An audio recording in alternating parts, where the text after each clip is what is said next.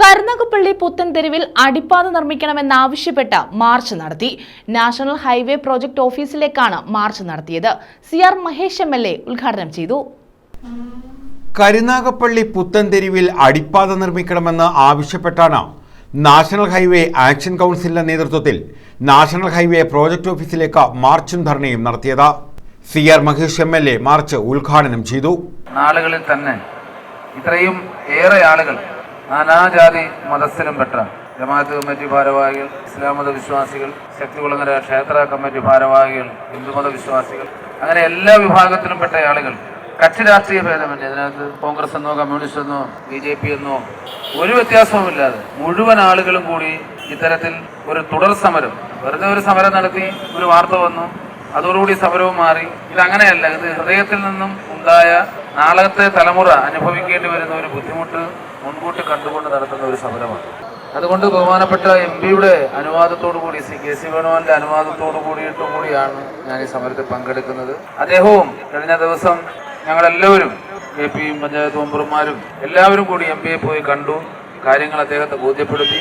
അദ്ദേഹം വന്ന് ഞങ്ങൾ നിൽക്കുമ്പോൾ തന്നെ നാഷണൽ ഹൈവേ അതോറിറ്റിയിലെ ഉന്നതരായ ഉദ്യോഗസ്ഥരെ വിളിച്ചു. അദ്ദേഹമൊക്കെ MP-ആയി വന്നതിന് ശേഷം ഇപ്പോൾ 6-7 മാസമേ ആയിട്ടുള്ളൂ. ഇതൊക്കെ അതിനു മുമ്പേ തീരുമാനിച്ച കാര്യങ്ങളാണ്. പക്ഷേ എങ്കിലും ശരി, വളരെ കർക്കശമായി തന്നെ ആധികാരികമായി തന്നെ ദേഷ്യഭാവത്തിൽ തന്നെ അദ്ദേഹം അവരുമായി സംസാരിച്ചിട്ടുണ്ട്.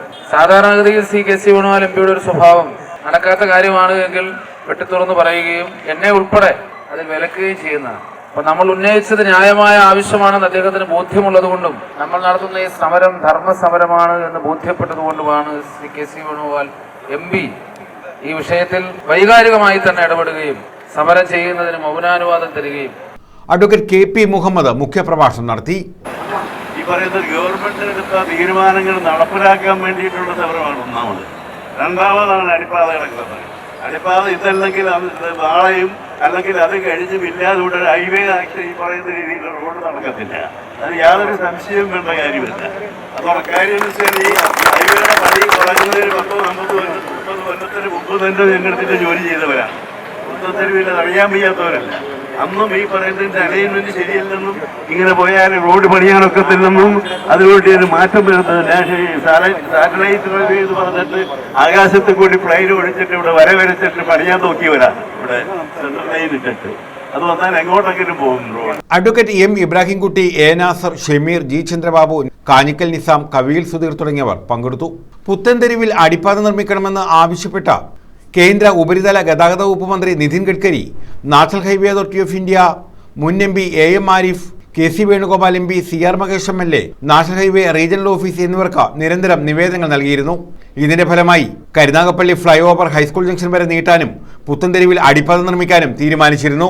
എന്നാൽ നാഷണൽ ഹൈവേ ഓഫീസുമായി ബന്ധപ്പെട്ടപ്പോൾ ഈ വിഷയത്തിൽ തീരുമാനമായിട്ടില്ലെന്നുള്ള മറുപടിയാണ് ആക്ഷൻ കൗൺസിൽ ഭാരവാഹികൾക്ക് ലഭിച്ചത്. ഇതേ തുടർന്നാണ് പ്രത്യക്ഷ സമരപരിപാടികൾ ആരംഭിച്ചത്. News bureau, Karunagappally.